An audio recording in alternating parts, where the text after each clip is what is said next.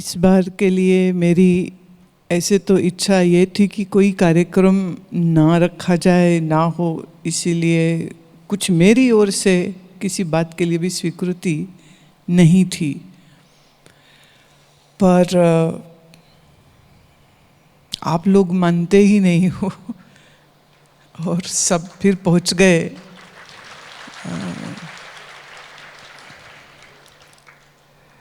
क्योंकि ऐसा लग रहा था कि 50वीं सालगिरह जो पिछले वर्ष हुई तो मतलब अब बस करो, अब मतलब कब तक करते रहेंगे इसको। और बहुत अच्छी हुई, दोनों कार्यक्रम बहुत अच्छे हुए थे।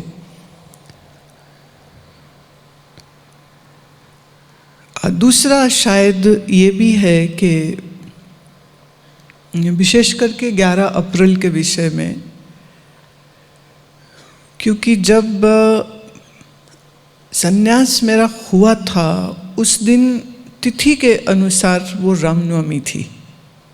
तो 11 अप्रैल अंग्रेजी तारीख पर तिथि जो है वो रामनवमी की पड़ रही थी। तो ये चीज़ बहुत बार मेरे को थोड़ा अंदर खटकती थी कि तिथि के अनुसार ही पर्व होना चाहिए, अंग्रेजी कैलेंडर के अनुसार नहीं होना चाहिए। तो शायद ये भी कुछ कारण रहा होगा कि इस बार एक ब्रेक उस इच्छा की वजह से प्रकृति ने मेरे से लगवा दी कि हमने कहा कोई कार्यक्रम ना हो। तो कुछ ब्रेक के बाद जब कुछ होता है तो निश्चित ही वो ज़्यादा अच्छा होता है, क्योंकि नवरात्रि के 8 दिन व्रत उपवास भजन सब करते हैं। और फिर नवमी जब आती है जो कि श्री राम का जन्म भी है, तो अगले वर्ष से रामनवमी के दिन को ही संन्यास दिवस के रूप में रखा जाएगा, क्योंकि टेक्निकली वो रामनवमी का जो दिन है वो। और ये भी सच है कि मुझे शायद महाराज जी ने भगवे वस्त्र दे दिए थे, कोई 5-6 दिन पहले दे दिए थे, शाहबाद मारकंडा में जब मैंने प्रार्थना करी और उन्होंने वो वस्त्र भगवे मुझे दिए। तो मैंने उस समय पर उसको धारण नहीं किया, क्योंकि महाराज जी के कुछ रूढ़िवादी रिचुअलिस्टिक सेरेमनी कुछ नहीं होता था। उन्होंने वो भी, मैंने उनको कहा कि महाराज कम से कम वस्त्रों को स्पर्श तो कर दीजिए, तो उन्होंने कर दिया। फिर मैंने कहा अच्छा फल को स्पर्श तो कर दीजिए एक बार। तो जब फल लेके गई थी तो उन्होंने जरा सा, क्योंकि वो इतना भी कुछ कर्म कांड नहीं करते थे, ना मानते थे, लेकिन मेरा आग्रह लेकर के उन्होंने उसको स्वीकार कर लिया था। 6 दिन मेरे पास वो प्रसाद के वो मेरे भगवे वस्त्र मेरे पास पड़े रहे। लेकिन ये निर्णय मैंने अपने आप से लिया था तब कि मैं रामनवमी के दिन ही उसको धारण करूंगी। तो 6 दिन वो वस्त्र पड़े रहे, 6 दिन हम वही अपने सफ़ेद वस्त्रों में ही रही मैं। और ठीक जब वो दिन आया तो फिर संन्यास के वो वस्त्र गंगा के किनारे पर हिमालय को साक्षी और गंगा को साक्षी मानते हुए मैंने धारण किए थे। तो 2018 से जो दिन जो तिथि थी उसी तिथि के अनुसार हम चलेंगे। बल्कि उसमें एक चीज़ मैं और जोड़ रही हूँ कि वैसे तो एग्ज़ाम होते हैं, पर फिर भी हम लोग उसको 4 दिन 5 दिन 6 दिन का नवमी से पहले एक सत्संग का आयोजन रहा करेगा, एक साधना शिविर की तरह रहा करेगा, जिसमें पहले 5 दिन 6 दिन साधना शिविर, मतलब मेरे संग तुम साधना करो, और फिर नवमी के दिन जो संन्यास तिथि होगी तो उस दिन उसको हम लोग उस दिन को याद करने का क्रम रखेंगे। जन्म का जीवन के साथ जो चाल जहाँ से शुरू होती है, क्योंकि जन्म देने वाली माँ यहीं पर है। तो मैं उसको आज सुबह कह रही थी, मैंने कहा वैसे तो ये आपका दिन है, क्योंकि जन्म देने की पीड़ा आपने झेली है, मुझे तो कुछ याद भी नहीं है। तकलीफ आपने पाई है, पाला आपने है, तो इस नाते ये दिन माता पिता का दिन होना चाहिए। बच्चे का तो वो तो अबोध है, उसे तो समझ भी नहीं है, और धीरे धीरे धीरे जब उसकी बुद्धि पूर्ण रूप से काम करना शुरू करती है, तब जा कर के वो अपने जीवन के निर्णय ले पाता है। पर जीव अपने अपने प्रारब्ध अनुसार कहाँ कहाँ जन्म लेता है और कहाँ कहाँ कैसा कैसा पारिवारिक जो संबंध बनते हैं, और माँ है, पिता है, भाई है, बहन है, और जो दूसरे पिता के पक्ष से, माँ के पक्ष से जितने संबंधी मिलते हैं, ये सब प्रारब्ध का खेल होता है। प्रारब्ध का ये जो लेन देन है, उस कारण से ऐसे संबंध स्थापित होते हैं। आध्यात्म की दृष्टि से देखें तो ना मेरा जन्म हुआ तो जन्मदिन कुछ बनता नहीं है, और ना ही मुझ आत्मस्वरूप का कभी मरण हुआ, उस नाते मेरा कभी मरण दिन भी नहीं है। अजन्मे का जन्मदिन कैसे हो सकता है? हो ही नहीं सकता। शरीर की दृष्टि से देखते हैं, व्यवहार की दृष्टि से देखते हैं तो कहते हैं कि हाँ जी जन्म हुआ, क्योंकि जन्म न होता तो ये आकाश कैसे देखते, ये फूल कैसे देखते, ये तितलियों के पीछे कैसे दौड़ते, ये खेल कैसे खेलते। तो जन्म हुआ तो ये सब हुआ, और फिर पढ़ना लिखना, खेलना, खाना पीना, सोना, रूठना, मनाना, सब क्रम उसके बाद। और शरीर ना होता तो संत कैसे मिलते, संत न मिलते तो सत्संग कैसे मिलता, संत न मिलते तो गुरु कैसे मिलता, गुरु न मिलते तो ज्ञान कैसे मिलता। और ज्ञान सीखने और समझने का जो सुंदर अभ्यास होता है, वो अभ्यास की अनुभूति तभी हुई ना जो जन्म हुआ और जो शरीर हुआ। अध्यात्म की दृष्टि से देखें तो निश्चित ही एक नई शुरुआत होती है, पर जीव तो सनातन है, जीव तो बड़ा पुराना है, इतना पुराना है कि आपकी बुद्धि चकरा जाएगी, चक्कर खा जाएगी। जो मैं बात आपको ये बताऊं, एंथ्रोपोलॉजिस्ट के लिए ये बड़ा मुश्किल होगा समझना। विज्ञान को जो बहुत महत्व देता है, उसके लिए भी बड़ा मुश्किल होगा समझना। जो ध्यान और धर्म की गहराई में कभी नहीं उतरा है, उसके लिए भी बड़ा कठिन होगा समझना जो बात मैं अभी कहने वाली हूँ। योगीराज स्वामी प्रकाशानंद जी महाराज के पास जब मैं, शायद तीसरी मुलाकात थी मेरी उनके संग, तो मौन बैठे थे वो। पहले तो बहुत खुश होते हैं, हर बार जब भी जाती उतने बार इतना प्रसन्न, इतना प्रसन्न, इतना प्रसन्न हो जाते थे। उस दिन मैंने जिद की कि मैं नीचे ज़मीन में बैठूंगी, ऊपर कुर्सी में नहीं बैठूंगी। पाओ बोले नहीं बैठ सकते नीचे, आदेश है, ऊपर बैठिए। सिर माथे बैठ गई। कुछ समय बाद आकर के अपने आप से वो बोले कि मेरे संग जो गए हुए थे उनकी ओर देखते हुए बोले कि आपको नहीं पता ये कौन है, मुझे मालूम है। ये मेरी उनकी तीसरी मुलाकात है, इस जन्म की तीसरी मुलाकात है। बोले आपको नहीं पता ये जब मानसरोवर में रहती थीं, हम तब से इनको जानते हैं।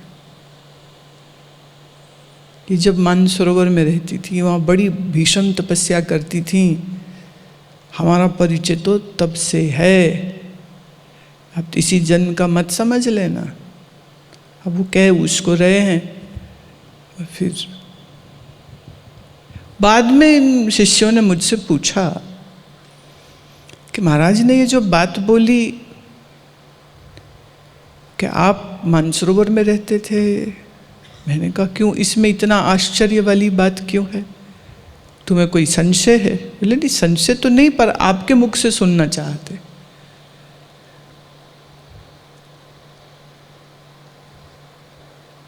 अब आप सोचो कि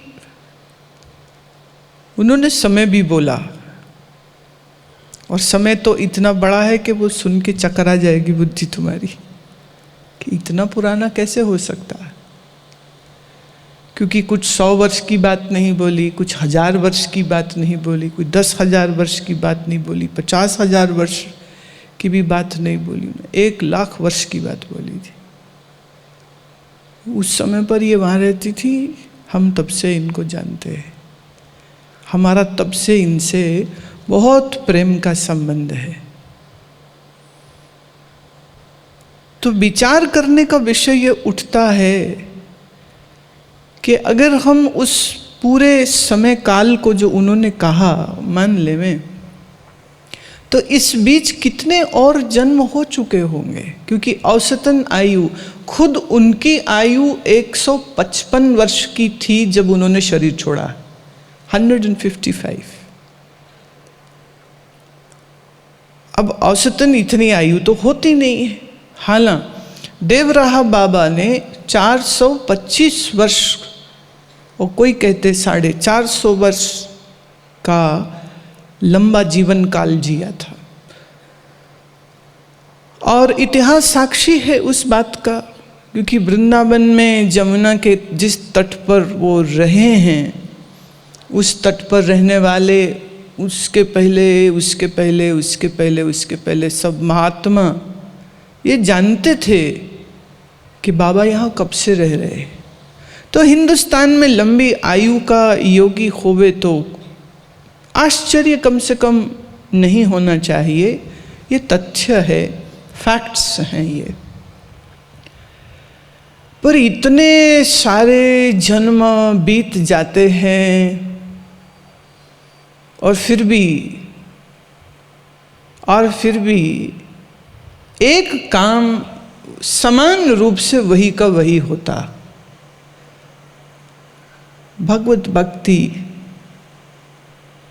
ज्ञान चिंतन, ब्रह्म विद्या का विचार, योग की साधना, तो एक जन्म होए कि 1000 जन्म होए कि लाख जन्म होए, भक्त भक्ति नहीं छोड़ सकता, ज्ञानी ज्ञान नहीं छोड़ सकता, योगी योग नहीं छोड़ सकता है। शरीर की अवधि हर बार प्रारब्धवश तय हो जाती है कि इतना लंबा काल वो शरीर जिएगा, फिर वो शरीर खत्म हो जाता है, पंचभूत में लीन हो जाता है। पर कुछ न कुछ काम अभी और करने की चाह जरूर मन में पड़ी रहती है, इसीलिए फिर एक और, इसीलिए फिर एक और, इसीलिए फिर एक और। ज्ञान की यात्रा में या योग की यात्रा में एक जन्म में काम होना थोड़ा कठिन है,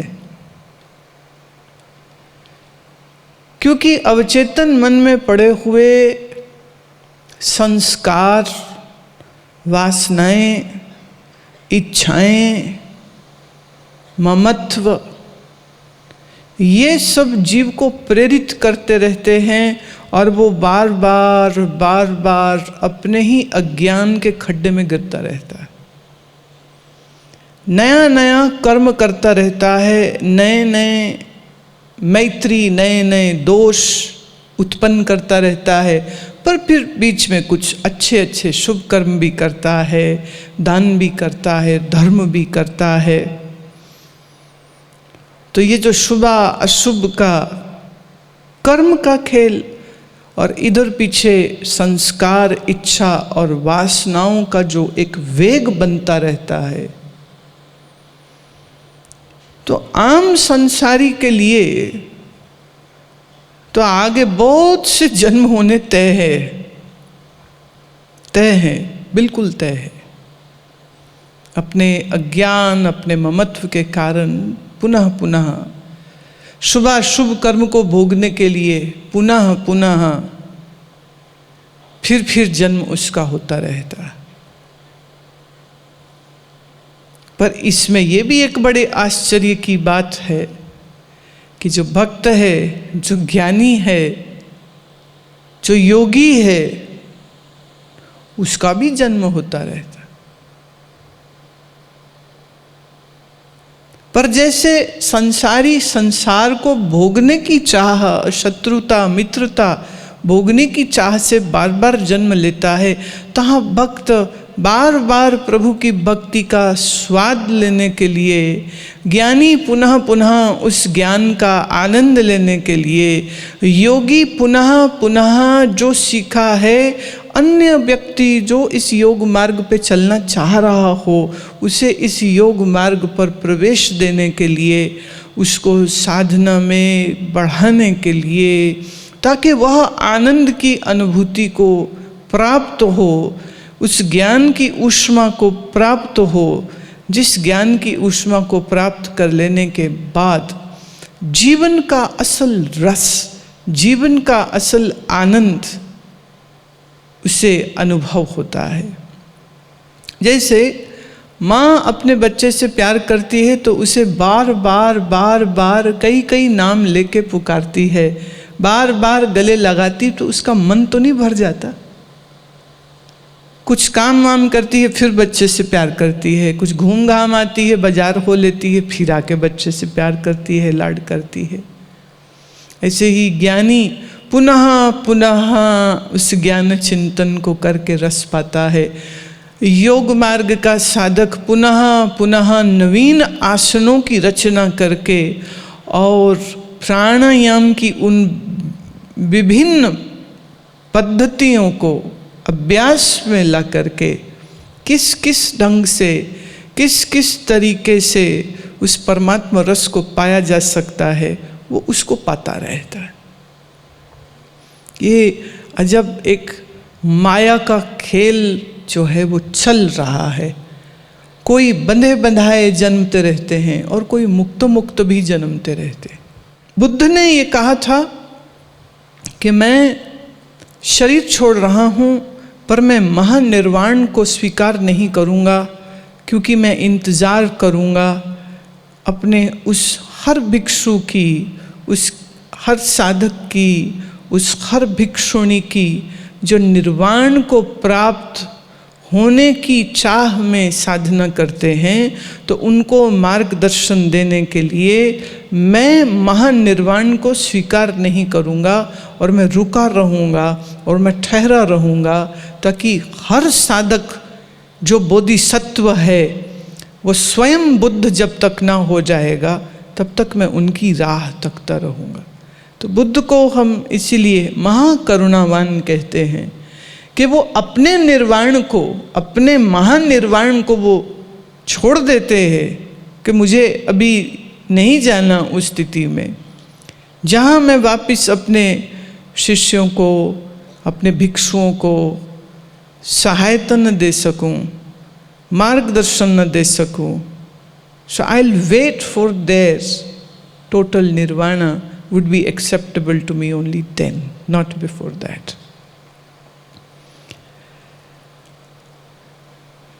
जीवन का सार, जीवन की जो महिमा है वो यही है कि बंधन मुक्त होकर, आसार से ऊंचे उठकर, कम से कम एक जीवन पूरे का पूरा, कम नहीं, मैं कह रही हूं एक जीवन पूरे का पूरा साधना को समर्पित कर सके, कि जब जब अकेले बैठे तब तब ध्यान करे, और जब जब दूसरों के साथ व्यवहार करे तब तब दूसरों को बिना किसी स्वार्थ या वापसी के प्यार करे। तो दूसरों के लिए प्रेम, स्वयं के लिए ध्यान, ये जीवन का एक मॉडल होना चाहिए। That whenever you have the opportunity, sit silent, quieten your mind, create that peace and delve deep into it. And whenever you deal with others, then give them the purest love without any return, without any selfish motive or greed. So just two things are important to become a complete human being. One is dhyana, meditation. Two, love, prem. So let your life be filled with just these two things. Whenever you have time, just be alone, be silent, be quiet, and dive deep into meditation. And whenever you deal with others, be loveful, give them love, serve them as best as possible you can. दूसरों के लिए प्रेम, स्वयं के लिए ध्यान। इससे ज़्यादा सारगर्भित और अब क्या कहूँ। तो मेरी ओर से आप सबको यही ज्ञान का सूत्र भेंट है कि तुम ध्यानी बनो, और तुम ध्यान का फल प्रेम होता है, उस प्रेम से अपने जीवन को पूर्ण करो, और वह प्रेम तुम्हारे साथ मिलने वाले हर व्यक्ति के लिए बिना किसी भेदभाव के, बिना किसी राजनीति के, खुले मन से, खुले दिल से, सबके लिए प्रेम। किसी से द्वेष नहीं, किसी से क्रोध नहीं, किसी के लिए मन में ईर्ष्या नहीं। दूसरे हर व्यक्ति के लिए तुम्हारे पास प्रेम हो, वो समझे वो ना समझे, ये उसकी प्रॉब्लम है, आपकी नहीं है, आपकी होनी भी नहीं चाहिए। जब हम ध्यान पूर्व, जब हम प्रेम पूर्ण अपने जीवन को कर लेंगे, तो सही मायने में जीवन का घोर आनंद अति सुंदरता के साथ हम अनुभव करेंगे। क्रोध, ईर्ष्या, द्वेष जला देते हैं, जिस दिल में आएंगे उसी को जला देंगे। किस वजह से आए वो वजह नहीं जानते हैं, पर ये जला देते हैं। तो इससे बचना चाहिए, बहुत सावधानी से बचना चाहिए। अब बचेंगे तभी अगर रोज ध्यान में बैठेंगे। जैसे आप जब तैयार होते हैं तो शीशे में एक बार शक्ल तो देखते हैं। तुम्हारा मुझे पता नहीं, मैंने तो बहुत अच्छे से देखी। हमारा वीडियो बन रहा होता है, रिकॉर्ड हो रहा होता है, हम तो अच्छे से देखते हैं, क्योंकि अब हमको ये ट्रेनिंग लेनी पड़ी। कहते थे थोड़े तो बाल ठीक कर लेने चाहिए, नहीं तो वीडियो ने जब नहीं होता था तो जैसे मान लो ऐसे ही बैठे हैं या लेटे हैं और समय हो गया और लोग आ गए तो मैं ऐसे ही उठ के बाहर आ जाती थी। चलो तो कौन देखता है, कोई नहीं देखता। फिर उन्होंने कहा नहीं नहीं नहीं, फिर एक बार खुद ही देखा। मैंने कहा भाई कोई तो बोल देते, किसी ने बोला भी नहीं, हमने भी नहीं बोला। फिर कईयों ने बोला, फिर हमने भी सुनना शुरू कर दिया, तो हम भी देखने लग गए। पर शीशे में देखते हैं और मान लो कुछ भोजन खाया और मुंह पे लगा रह गया आपके, और आप ऐसे ही बाहर घूमेंगे तो शोभा नहीं देता। So whenever you eat food, you always keep a napkin to wipe your mouth with it. And if you forget, somebody will remind you. कुछ है मुंह पे साफ कर लो। तो जैसे शरीर को हम शीशे में देख करके ठीक कर लेते हैं, कपड़ा खराब हो तो कपड़े ठीक करते हैं, बाल ठीक नहीं है तो बाल ठीक कर लेते हैं, पगड़ी हमारी ठीक नहीं है, ढीली पड़ गई है तो पगड़ी का पेंच ठीक कर लेते हैं, वो कई बार बाल यहाँ से निकल रखते हैं। हमारे सब सरदार भाई जो है वो एक सिलाई बोलते हैं वो उसको, वो परमानेंट कईयों ने यहीं रखी होती, बड़े काम आती है। जहाँ निकाली तो इधर से ठीक किया तो इधर से ठीक किया, तो पगड़ी अच्छे से बंधी हो, बाल यहाँ वहाँ से निकले ना हो। और जो पगड़ी नहीं रखते हैं तो उनको भी बड़ा ध्यान देना पड़ता है, और जिनके सिर पर उचके उचके बाल रह गए हैं, माने थोड़े थोड़े बाल रह गए, तो उनको अपनी गंज को छुपाने के लिए ज़्यादा मेहनत करनी पड़ती कि यहाँ से दिख तो नहीं रही। और फिर एक टाइम ऐसा आता है जब पूरे आधे से उड़ जाते हैं और फिर बंदा भी ढीठ हो जाता है, वो कहते हैं अब हैं गंजे तो हैं, अब क्या मेहनत करके छुपाए, तो अब रहने दो, जो है लेट इट बी, राइट। पर फिर भी एक हाथ तो मारना बनता है ना, सिर पे एक हल्का सा हाथ यूं मार ले तो लगता अब ठीक है। ध्यान हमारे मन का श्रृंगार है। जैसे कपड़े अस्त व्यस्त हों, मुंह पे कुछ लगा हो तो ठीक नहीं लगता, ऐसे ही जब मन में क्रोध द्वेष या कोई भी नेगेटिव भावना होती है तो वो मन असुंदर होता है। ध्यान में हम अपने मन में क्या बुराई, क्या कालिमा, क्या नेगेटिविटी आ गई है, हम मन को देखेंगे तभी तो पता चलेगा कि मन में क्या बुराई आ गई। पर जब तुम नहीं देखोगे तो सारा जमाना तुम्हें देखेगा। जिस दिन शिष्य अपने मन को खुद से देखने लग जाए तो गुरु को कहना नहीं कभी पड़ेगा कि तेरे मन में ये कमी है या ये कमी है या ये कमी। चूंकि शिष्य देखता नहीं है, देखना चाहता नहीं है, तो गुरु को मजबूर होके कहना पड़ता है कि मन को ठीक रखो, तुम्हारा मन ठीक नहीं है, तुम्हारी जुबान ठीक नहीं है, तुम्हारी भाषा ठीक नहीं है, और ये तुम्हें शोभा नहीं देता है।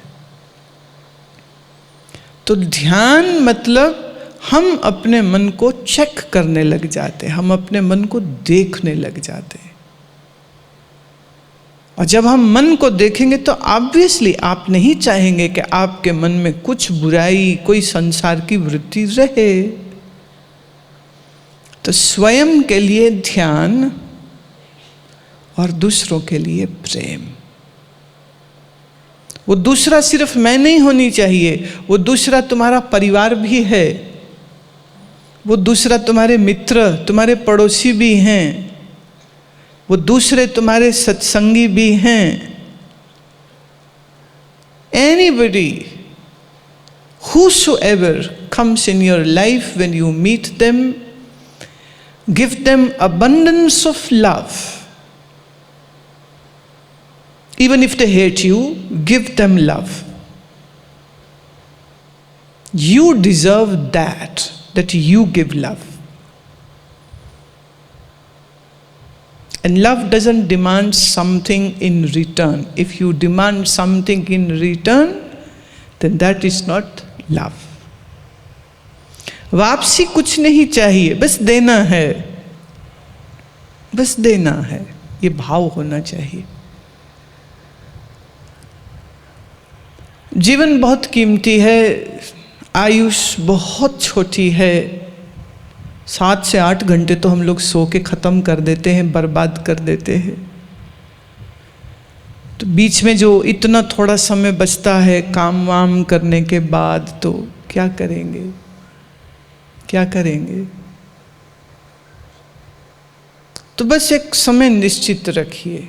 जब वो समय तुम्हें निश्चित कर लोगे तो फिर तो उसी टाइम पे, और अगर ऐसा पॉसिबल ना हो सके तो फिर ये हो कि जहाँ मुझे वक्त मिलेगा बस वहीं आंख बंद करके चुपचाप अपने श्वास को, मन को हम देखेंगे।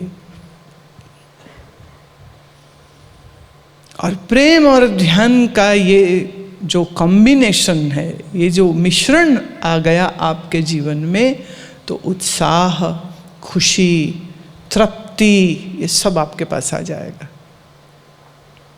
शोक, भय, दुख रहेगा ही नहीं तुम्हारे मन में। One who is meditative and is loveful has the sheer contentment, joy, and the life becomes a celebration. It doesn't require any other party arrangement to have that celebration. You will have the celebration minus the party preparations. It's so wonderfully easy then.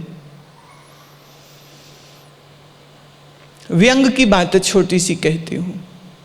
School में थी तो मुझे जन्मदिन की इतना चाव होता था, जैसे सब बच्चों को होता है।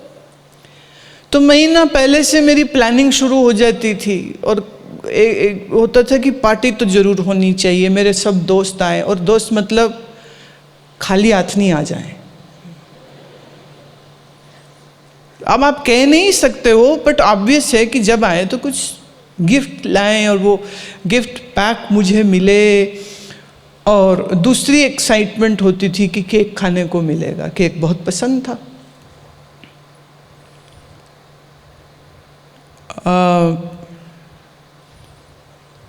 एक बार तो सबने, घर वालों ने कह दिया कोई पार्टी वार्टी नहीं होगी, नो पार्टी।